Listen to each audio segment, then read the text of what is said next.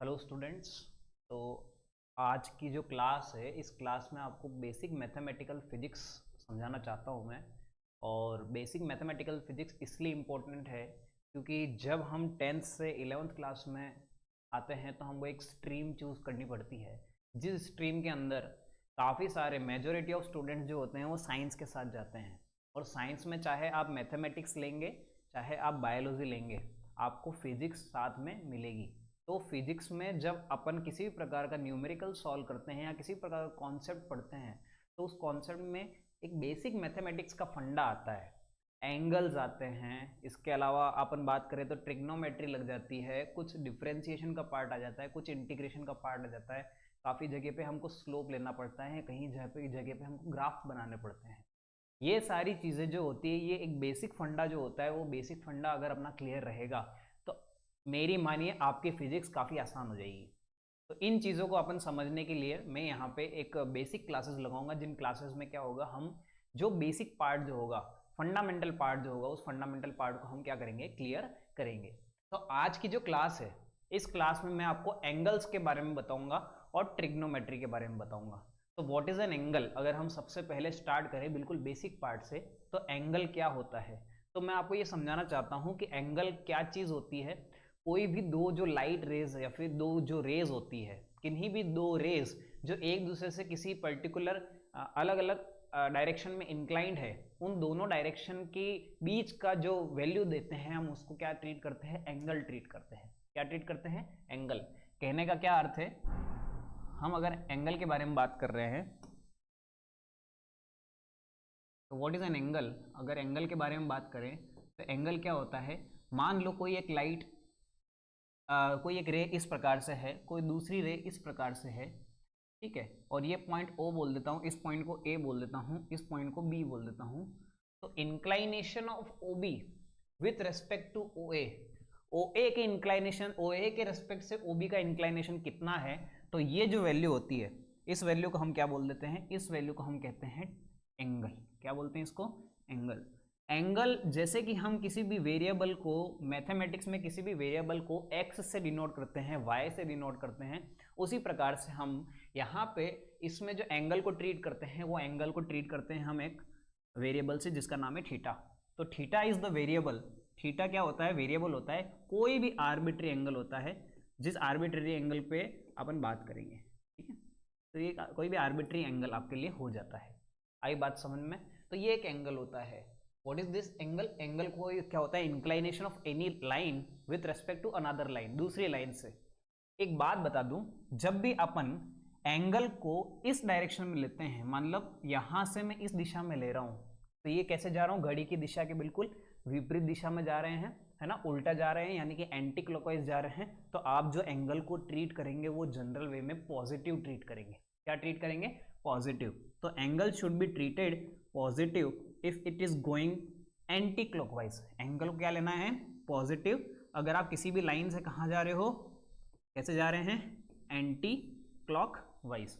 Anti clockwise अगर आप जाओगे तो आपको एंगल को कैसे ट्रीट करना है, पॉजिटिव ट्रीट करना है। But it should be negative if we are going in the clockwise direction. अगर आप क्लॉकवाइज डायरेक्शन में जा रहे हो तो आप उसको कैसे ट्रीट करेंगे, पॉजिटिव ट्रीट करेंगे। लेट से मैं बोलूं यहां से एक लाइन ऐसे जा रही है और मेरे को OA से OC का एक एंगल देखना है, तो हम कैसे चले जाएंगे, उल्टा चले जाएंगे। तो ये वैल्यू जो होगी वो किस में आनी चाहिए, आपकी नेगेटिव में आएगी। एक तरीके से ऐसी वाली बात है, ठीक है। तो ये बताने की बात थी, एंगल के बारे में समझाना था कि एंगल क्या होता है। कोई भी दो लाइन या कोई भी दो रेस के बीच का जो इंक्लाइनेशन होता है उसको हम रिप्रेजेंट करते हैं एंगल से। अब यहाँ पर अब बात चली ही है तो हम तीन प्रकार के एंगल्स के बारे में बात कर लेते हैं, तीन चार प्रकार के एंगल्स के बारे में बात कर लेते हैं, बिल्कुल बेसिक से चलेंगे, कोई जल्दबाजी वाली बात नहीं है। तो तीन चार प्रकार के जो एंगल्स होते हैं उन एंगल्स के बारे में बात करते हैं। नंबर 1, अगर एंगल यानी थीटा अगर लेस देन 90 डिग्री हुआ, थीटा अगर किससे डिग्री, कितने डिग्री से कम हुआ, 90 डिग्री से, तो इस प्रकार का कुछ एंगल बनेगा। आप जानते हैं ये जो थीटा किससे लेस देन है, लेस देन 90 डिग्री, इस प्रकार के एंगल को हम क्या कह देते हैं, बताओ, एक्यूट एंगल कह देते हैं। This is known as acute angle. अगर थीटा 90 डिग्री बना रहा है, theta is going to be 90 degree. अगर 90 डिग्री बन रहा है तो उसके दो प्रकार से लिखा जा सकता है, या तो यहाँ पे 90 लिखा हुआ होगा या यहाँ पे एक छोटा सा क्या बना दिया जाएगा, रेक्टेंगल शेप बना दिया जाएगा। तो ये थीटा बराबर कितना हो गया बताओ, 90 डिग्री हो गया। और थीटा बराबर 90 डिग्री हो गया तो इसको बोलेंगे राइट एंगल। क्या बोलेंगे इसको, right angle. This is right angle for us. ये राइट एंगल होगा। जानता हूँ, मानता हूँ कि आपको सब आता है, लेकिन फिर भी मेरा धर्म बनता है कि आपको सारी चीज़ें बिल्कुल बेसिक से पढ़ाया जाए, और इसी प्रकार से मैं क्लासरूम में पढ़ाता हूँ। ये थीटा लेस देन 90 हो गया, ये थीटा इक्वल टू 90 हो गया, और ये थीटा ग्रेटर देन 90, 90 से बड़ा बट लेस देन 180, 180 से छोटा। कैसे लिखेंगे बताओ, ये 180 डिग्री हो गया, इससे कम कौन, थीटा। थीटा किससे ज़्यादा, 90 डिग्री से ज़्यादा।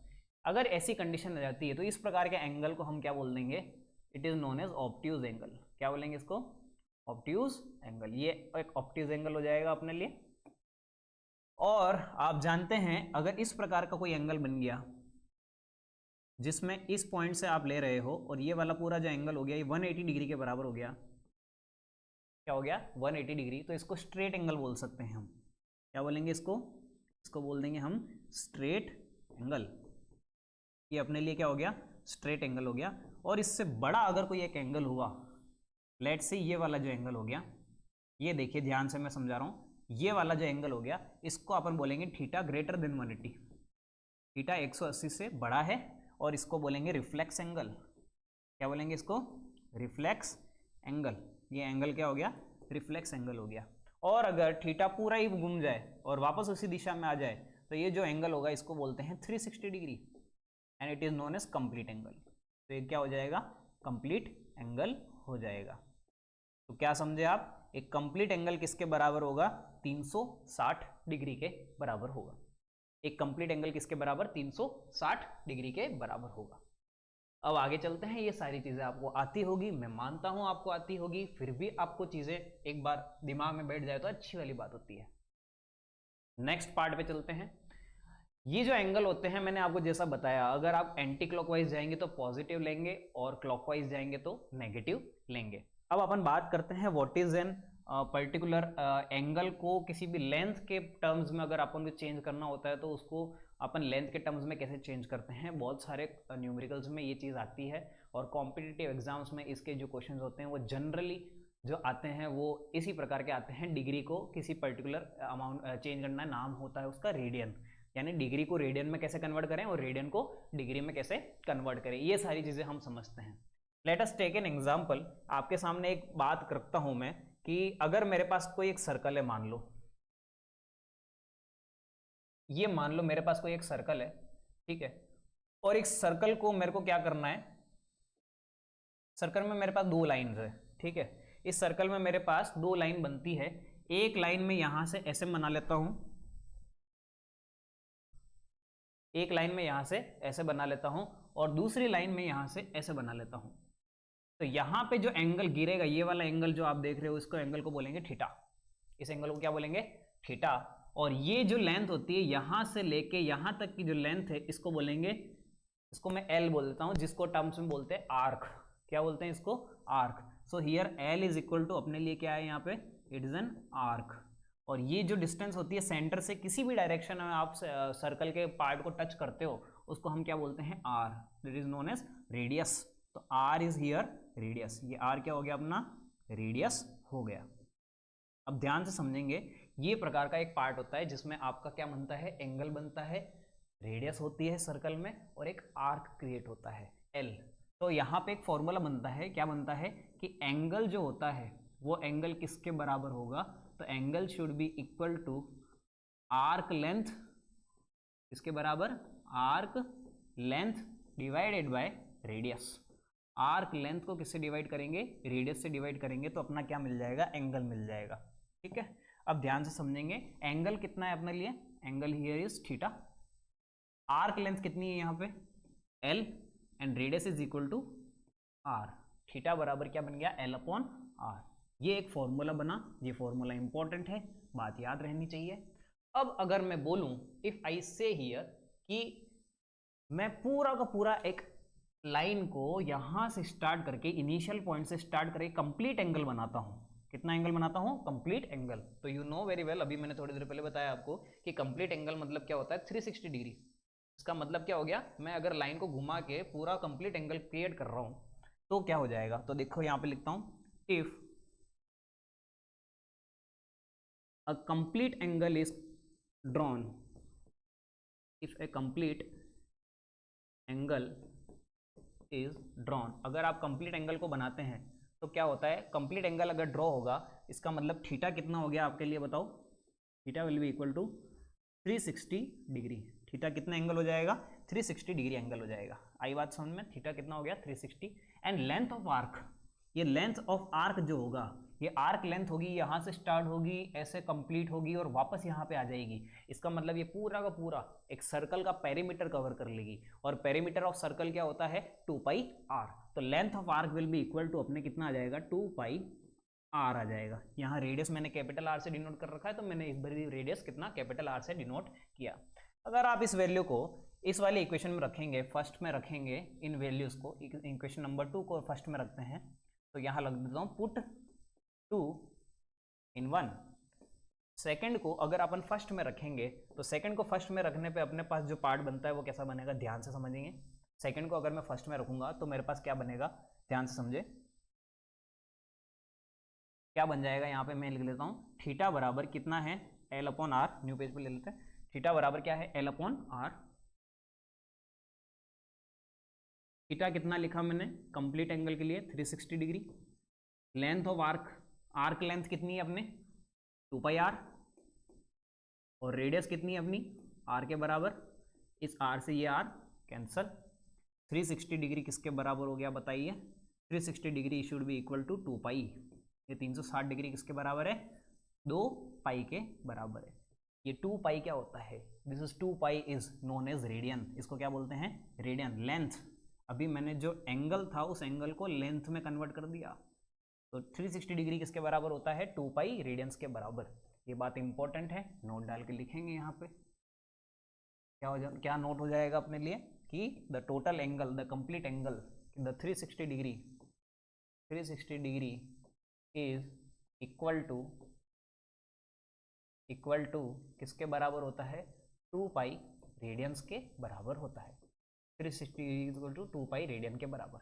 यहाँ से अगर मैं बोलूँ आपको 360 डिग्री इज इक्वल टू क्या बोल दिया, 2 पाई, तो मेरे को बताइए यहाँ से पाई की वैल्यू कितनी आएगी, तो पाई की वैल्यू क्या कितनी आ जाएगी, 360, यहाँ पे क्या लिखते हैं अपन, 360 divided by 2 is equal to क्या हो जाएगा, पाई, 2 को मल्टीप्लाई था उधर डिवाइड चला जाएगा, तो 180 डिग्री किसके बराबर आ गया, पाई रेडियन के बराबर। तो 180 डिग्री किसके बराबर होता है, पाई रेडियन के बराबर। एक बात समझाता हूँ यहाँ से समझने की बात बहुत ज़्यादा इंपॉर्टेंट है कि what is the unit of angle, angle की यूनिट क्या होती है, तो एंगल की यूनिट होती है radian, unit of angle is radian.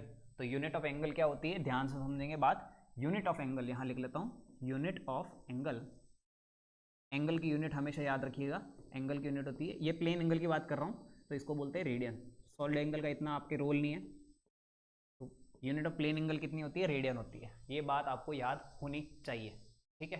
तो ये आपका छोटा सा एंगल वाला पार्ट कंप्लीट होता है। अब आते हैं अगर अपन बात पे कि भाई एंगल से अपने को क्या करना है, तो एंगल से बहुत सारी चीज़ें यहाँ पे आगे की तरफ बढ़नी पड़ेगी, और सबसे इम्पोर्टेंट बात जो आने वाली है आगे, उसको बोलते हैं, एक जो पार्ट लगता है ट्राइंगल के अंदर जिसको बोलते हैं ट्रिग्नोमेट्री। क्या बोलते हैं, ट्रिग्नोमेट्री। तो आइए हम ट्रिग्नोमेट्री पढ़ते हैं। देखिए ट्रिग्नोमेट्री, फिर उसके बाद आपको मैं जो ये रेडियन वाला वर्ड है, ये रेडियन वाला पार्ट है, इस रेडियन वाले पार्ट को यहाँ पे कवर अप करके बताऊंगा कि एंगल को रेडियन में कैसे कन्वर्ट करेंगे। ट्रिग्नोमेट्री मतलब क्या होता है, आप किसी भी प्रकार के ट्राइंगल जो कि एक 90 डिग्री उसके अंदर हो मिनिमम, एक इंपॉर्टेंट कंडीशन है ट्रिग्नोमेट्री लगाने के लिए कि उसमें एक एंगल, 3 एंगल में से एक एंगल क्या होना चाहिए, 90 डिग्री होना चाहिए। उस प्रकार के ट्राइंगल के अंदर जब अपन उसकी साइड्स के रेशियो लेते हैं, उस प्रोसेस को अपन क्या बोलते हैं, ट्रिग्नोमेट्री बोलते हैं, और वो ट्रिग्नोमेट्री का पार्ट हो जाता है। तो लेट अस से आई अज्यूम एन ट्राइंगल, एक ट्राइंगल को मैं अज्यूम करता हूँ, इस प्रकार का एक ट्राइंगल मैंने अज्यूम किया, देखिए ध्यान से, ये एक ट्राइंगल अज्यूम किया। इस ट्राइंगल में अगर मैं बोलूँ आपको कि ये राइट एंगल है, this is the right angle, और मैं यहाँ पे ये एक एंगल जो क्रिएट कर रहा हूँ इसको मैं थीटा बोल देता हूँ। इस एंगल को मैं क्या बोल दूंगा? थीटा बोल दूंगा। तो इस थीटा एंगल के लिए ये यहाँ पे एक लाइन बोल देता हूँ, इसको ए बी सी। इस थीटा एंगल के लिए इसके सामने वाली जो साइड हो जाएगी, या फिर जिस थीटा एंगल के नीचे वाला जो पार्ट है, जिस एंगल पे ये बन रहा है एक लाइन पे, उस लाइन को बोलते हैं हम बेस। क्या बोलते हैं इसको? This is equal to base. ये अपने लिए बेस हो जाएगा। ये जो लाइन है थीटा की ऑपोजिट डायरेक्शन वाली जो लाइन होती है उसको बोलते हैं परपेंडिकुलर। क्या बोलते हैं इसको? Perpendicular. This is a perpendicular. और थीटा की जो लॉन्गेस्ट साइड वाली जो लाइन होती है इसको हम बोल देते हैं हाइपोटेन्यूज। क्या बोलते हैं इसको? हाइपोटेन्यूज बोल देते हैं। ठीक है, तो ये हाइपोटेन्यूज हो गया। अगर अपन इसको शॉर्ट फॉर्म दे देते हैं तो शॉर्ट फॉर्म दोगे तो आपको क्या मिल जाएगा? शॉर्ट फॉर्म में अगर अपन थीटा को ये ले लेते हैं, ये आपका 90 डिग्री हो गया, तो इसको बोल देते हैं बी, इसको बोल देते हैं पी, और इसको बोल देते हैं एच। अब इस पूरे ट्राइंगल में अगर आप ट्रिग्नोमेट्री के रेशियोज लेंगे तो उन ट्रिग्नोमेट्रिक्स के रेशियोज में 6 ट्रिग्नोमेट्रिकल रेशियोज अपने सामने आते हैं। जिन 6 ट्रिग्नोमेट्रिकल रेशियोज के नाम बता देता हूं आपको। Number 1 is sine, 2 cos, 3 ten, फिर आता है कॉसेक, फिर आता है सेक, और फिर आता है कॉट। तो ये 6 अपने पास क्या आती है? ट्रिग्नोमेट्रिकल रेशियोज आते हैं। जिन ट्रिग्नोमेट्रिकल रेशियोज से अपन साइड्स के रेशियो लेते हैं और उससे अपन के बहुत सारी चीजें क्या हो जाती है? आसान हो जाती है। ठीक है, तो सबसे पहले ट्रिग्नोमेट्रिकल रेशियोज ले रहा हूं आपके सामने। ट्रिग्नोमेट्रिकल रेशियोज ध्यान से देखेंगे सभी बच्चे। ट्रिग्नोमेट्रिकल रेशियोज क्या आएंगे अपने लिए? समझेंगे मेरी बात। सबसे पहले अपन ट्रिग्नोमेट्रिकल रेशियो में लेंगे साइन। तो साइन किस एंगल का ले रहे हैं अपन? थीटा एंगल का। तो साइन थीटा का फॉर्मूला होता है परपेंडिकुलर अपॉन हाइपोटेन्यूज। क्या होता है इसका फॉर्मूला? Perpendicular upon hypotenuse. फिर अगर अपन लेंगे कॉस थीटा, तो कॉस थीटा हो जाएगा अपने लिए बेस अपॉन हाइपोटेन्यूज। फिर आता है अपने लिए टेन थीटा, उसका फॉर्मूला होता है परपेंडिकुलर अपॉन बेस। ध्यान से देखिए इसमें क्या है? परपेंडिकुलर कहाँ है? ये रहा, और बेस कहाँ है? ये रहा। फिर अगर मैं साइन की जगह यहाँ पे लिख लेता हूँ कॉसेक, तो कॉसेक थीटा जो होता है वो कॉसेक थीटा साइन का उल्टा होता है। साइन क्या क्या होता है? उल्टा, यानी ऊपर हाइपोटेन्यूज आ जाएगा, नीचे क्या आ जाएगा? परपेंडिकुलर। तो फॉर्मूला हो गया हाइपोटेन्यूज अपॉन परपेंडिकुलर। और कॉस की जगह अगर मैं यहाँ सेक ले लेता हूँ तो सेक थीटा लूंगा, तो ये सेक थीटा क्या आ जाएगा? कॉस का उल्टा। कॉस का उल्टा मतलब हाइपोटेन्यूज ऊपर, बेस नीचे। और कॉट थीटा ले लूंगा तो कॉट थीटा में क्या हो जाएगा? टेन का उल्टा। तो टेन का उल्टा मतलब ऊपर क्या आ जाएगा? बेस, नीचे आ जाएगा परपेंडिकुलर। ये आपके क्या होते हैं? ट्रिग्नोमेट्रिकल रेशियोज होते हैं, जिन ट्रिग्नोमेट्रिकल रेशियोज का बहुत ज्यादा यूजेज होता है अपने फिजिक्स में बहुत काम आने वाले हैं ये ट्रिग्नोमेट्रिकल रेशियोज। ठीक है, इसमें ये सारी बातें याद रखिएगा, बहुत इंपॉर्टेंट बातें होती है। और किसी भी साइड्स का आप क्या ले सकते हो? रेशियो ले सकते हैं। इसमें एक बहुत अच्छा एंगल आता है जिसको मैं मैजिक एंगल के नाम से बोलता हूँ। आप किसी भी एंगल के नाम से बोल सकते हो। That magic angle is very good. और वो जब मैजिक एंगल आता है तो आपको उसकी डायरेक्ट वैल्यू रखनी पड़ती है। ठीक है, ट्रिग्नोमेट्री की पूरी टेबल होती है जो 10th क्लास में पढ़ाते हैं, वो ट्रिग्नोमेट्री की टेबल भी बना देंगे। लेकिन उससे पहले ये वाला जो पार्ट बताने वाला हूँ ये इंपॉर्टेंट है, तो ध्यान से देखिए। एक मैजिक एंगल आता है, मान लो ये अपने पास ट्राइंगल है। इस ट्राइंगल का ये वाला पार्ट 90 डिग्री है। कितने डिग्री है? 90। इस साइड को मैं बोलता हूँ दिस इज 37 डिग्री। ये कितना डिग्री है? 37 डिग्री। अगर ये 37 डिग्री हुआ तो बताओ मेरे को, ये बताओ ये वाली लाइन कितनी होगी? तो आप जानते हैं angle sum property of triangle, total angle का सम कितना हो? 180 डिग्री। 180 में से 90 चला गया, 90 बचा। 90 में से 37 चला गया तो कितना बचेगा? 90 माइनस 37 करके देखना कितना बनता है? 53 बनेगा। कितना बनेगा? 53। देखो 90 माइनस 37, 10 माइनस 7 बन गया 3, और 8 माइनस 5 बन गया, 8 माइनस 3 बन गया 5। तो ये आपका क्या हो गया? एंगल बन गया। अब देखो ध्यान से, ये इस मैजिक एंगल में क्या होता है? हाइपोटेन्यूज जो होती है ये पाइथागोरियन ट्रिपलेट वाले पार्ट पे बनता है ये, और ये जो साइड होती है इसकी साइड की वैल्यू होती है 5। यूनिट कुछ भी ले लो आप, मीटर सेंटीमीटर, रेशियो है, रेशियो में कोई फर्क नहीं पड़ेगा। ये साइड हो जाएगी 5। 37 डिग्री, जितना छोटा एंगल उसकी उल्टी दिशा में जो साइड होगी वो भी उतनी ही क्या होगी, छोटी। तो 3, 4, 5 में सबसे छोटा नंबर क्या होता है, 3। तो ये वाली साइड कितनी हो गई, 3, और ये वाली साइड क्या हो गई, 4। ये आपका क्या बन गया, एक पाइथागोरन ट्रिपलेट बन गया। और पाइथागोरन ट्रिपलेट में आप जो यहाँ पे sine theta, cos theta, tan theta लगाएंगे, साइन 37, साइन 53, इस प्रकार से अपन उसकी वैल्यूज निकाल सकते हैं। देखिए मैं आपके सामने साइन की वैल्यूज निकाल के दिखाता हूँ। सबसे पहले मैं लेता हूँ साइन ऑफ 37। बताओ साइन का फॉर्मूला, परपेंडिकुलर अपॉन हाइपोटेन्यूज। तो साइन 37 का परपेंडिकुलर बताओ 3, और हाइपोटेन्यूज कितना है 5। इसकी वैल्यू कितनी आ जाएगी, 3/5। अब बताओ कॉस 37, कॉस 37 बताओ तो क्या आ जाएगा, बेस अपॉन हाइपोटेन्यूज। तो 37 का बेस कितना है 4, हाइपोटेन्यूज कितना है 5। अब आओ tan 37 बताओ, तो tan 37 कितना आ जाएगा बताओ, tan 37 will be equal to perpendicular upon base. 37 का परपेंडिकुलर कितना 3, बेस कितना 4। ये आपका साइन, कॉस और tan, सेक, कोसेक और कॉट आप निकाल सकते हो, आप इतने समझदार हो।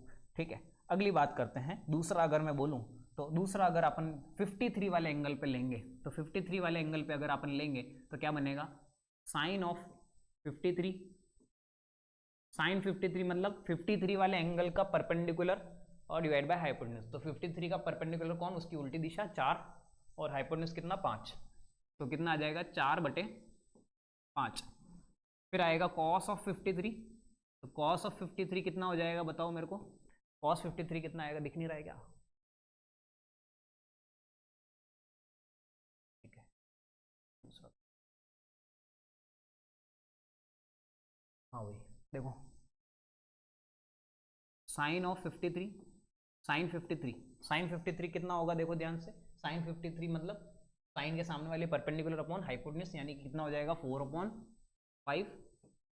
फिर आएगा कॉस 53, कॉस 53 कितना हो जाएगा, कॉस का बेस अपॉन हाइपोटेन्यूज, बेस कितना है इसका 3, और हाइपोटेन्यूज कितना आ जाएगा 5। और अगर tan 53 बोलेंगे तो tan 53 क्या आ जाएगा, परपेंडिकुलर अपॉन बेस। 53 का परपेंडिकुलर कौन 4, बेस कितना 3, तो ये कितना आ जाएगा 4/3। ये आपको क्या होनी चाहिए, थोड़ा सा आपके दिमाग में बैठा रहना चाहिए, एंगल याद हो जाए, मैचिंग एंगल्स याद हो जाए, इससे काफ़ी सारी आपकी जो प्रॉब्लम्स होगी वो प्रॉब्लम्स क्या हो जाएगी, सॉल्व हो जाएगी। देख लीजिए इसको फिर से बता देता हूँ। एक पाइथागोरन ट्रिपलेट होता है 3, 4 और 5 का। तो उसमें क्या होता है, एक 90 डिग्री होता है, एक 37 डिग्री होता है, एक 53 डिग्री होता है। तो साइन 37 मतलब perpendicular upon hypotenuse, perpendicular upon hypotenuse 3/5, cos 37 base upon hypotenuse 4/5, tan 37 3/4 perpendicular upon base, same 53 के लिए लगा दिया। ठीक है, तो इस प्रकार से ये आपकी क्या होती है, कुछ एक पार्ट होता है जो पार्ट क्या होता है, काफ़ी ज़्यादा इंपॉर्टेंट होता है ट्रिग्नोमेट्री के हिसाब से। अब अगर मैं हम इसके लिए अगर हम एक टेबल बनाएं, जिस टेबल में हम क्या करते हैं, अपने सारे ट्रिग्नोमेट्रिक की वैल्यूज लिखते हैं 0 डिग्री से 90 डिग्री की। तो वो 0 डिग्री से 90 डिग्री की जो वैल्यूज आएगी, वो डिग्रीज की वैल्यूज कैसे आएगी, तो इधर मैं लिख लेता हूँ आपका ट्रिग्नोमेट्रिकल नाम, जो ट्रिग्नोमेट्रिक की वैल्यू आएगी, ट्रिग्नोमेट्रिक आइडेंटिटी। यहाँ पे ट्रिग्नोमेट्रिक आइडेंटिटी लिखेंगे ऐसे, ठीक है। इधर एंगल्स लिखेंगे, तो ये आ गया 0 डिग्री, ये आ गया 30 डिग्री, ये आ गया 45 डिग्री, ये आ गया 60 डिग्री, ये आ गया 90 डिग्री। ठीक है, 0, 30, 45, 60 और 90। यहाँ पे लिखेंगे अपन साइन थीटा, यहाँ पे लिखेंगे कॉस थीटा,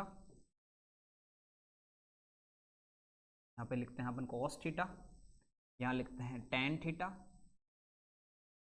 ठीक है। और यहाँ साइन के साथ कोसेक भी लिख लेते हैं, कोसेक थीटा, यहाँ लिखेंगे सेक थीटा, और लास्ट में आ जाएगा कॉट थीटा। देखेंगे अपन जो वैल्यूज लिखेंगे वो किस प्रकार से होगी। साइन 0 की वैल्यू होती है 0, साइन 0 की वैल्यू कितनी होगी 0। साइन 30 की वैल्यू आएगी 1/2, साइन 45 की आएगी 1/√2, साइन 60 की वैल्यू आएगी √3/2, एंड साइन 90 की वैल्यू आएगी 1। आई बात समझ में? यही कॉस के लिए लिखेंगे। तो कॉस का अगर अपन ट्रिक के हिसाब से माने तो एकदम उल्टा होता है, जितना साइन का होता है, साइन की जो 90 पे मिलती है उसकी 0 पे मिलती है, 60 पे जो मिलती है 30 पे मिलती है, 45 पे सेम मिलती है।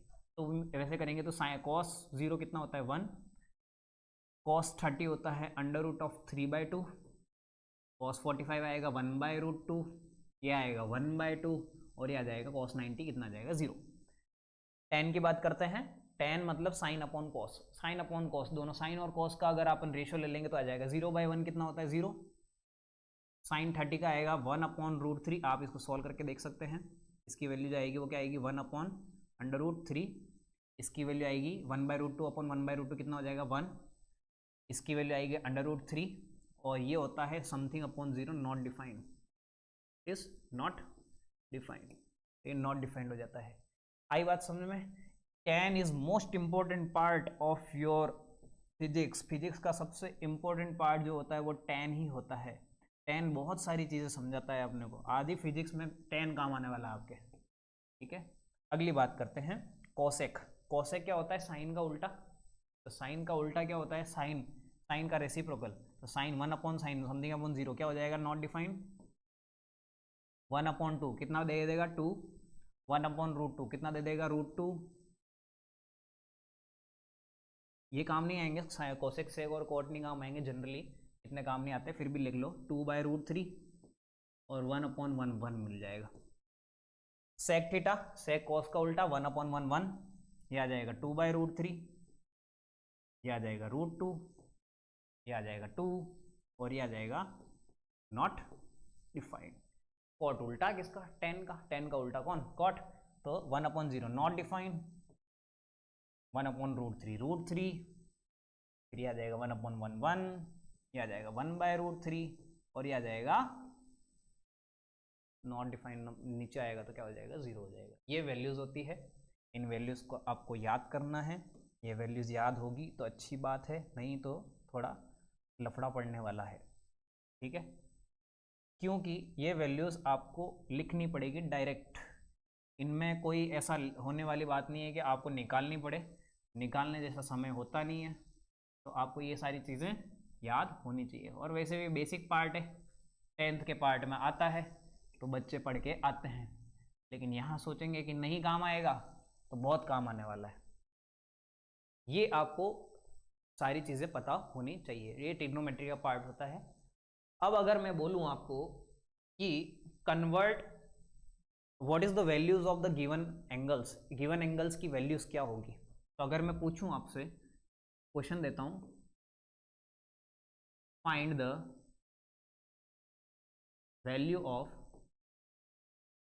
गिवन एंगल्स, गिवन एंगल्स की वैल्यू बताइए, या फिर गिवन ट्रिग्नोमेट्रिकल आइडेंटिटीज। तो अगर मैं पूछूं तुमसे tan 30 कितना होगा, तो कितना बता दोगे, टेबल देख के बता सकते हो। tan 30 की वैल्यू कितनी थी बताओ, कितनी थी tan 30 की वैल्यू 1/√3, 1/√3। तो एंगल में देंगे तो किसी भी प्रकार से आप क्या कर सकते हो, वैल्यूज को निकाल सकते हैं, कोई तकलीफ वाली बात नहीं। बट अगर एंगल में ना देके रेडियन में दिया तो फिर कैसे निकालेंगे, तो ध्यान से समझो।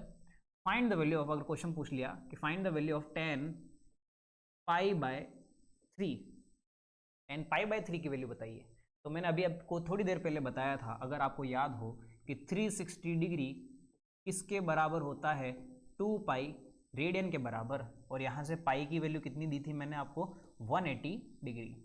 तो ये बात याद रखना, जहाँ पे भी पाई आ जाता है उस पाई की जगह पे आप डायरेक्ट क्या रख दो 180 डिग्री रख लो।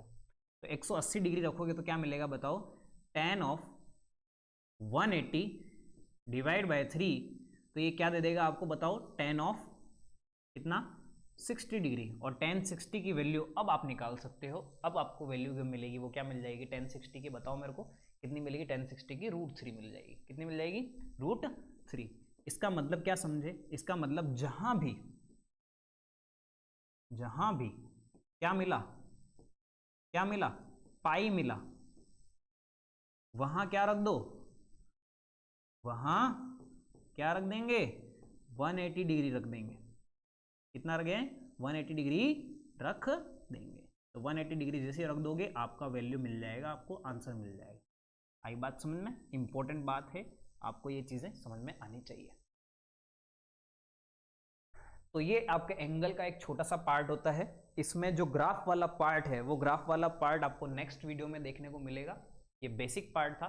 मैं आगे आपको जो है स्लोप्स के बारे में समझाने वाला हूँ, ग्राफ्स के बारे में समझाने वाला हूँ। ग्राफ कैसे बनता है, स्ट्रेट लाइन ग्राफ कैसा मिलता है, पैराबोला, हाइपरबोला, एलिप्स, सर्कल, इन सब की जो इक्वेशंस होती है, वैल्यूज वगैरह सारी चीज़ें होती है, वो सब अगली वाली क्लास में होगी।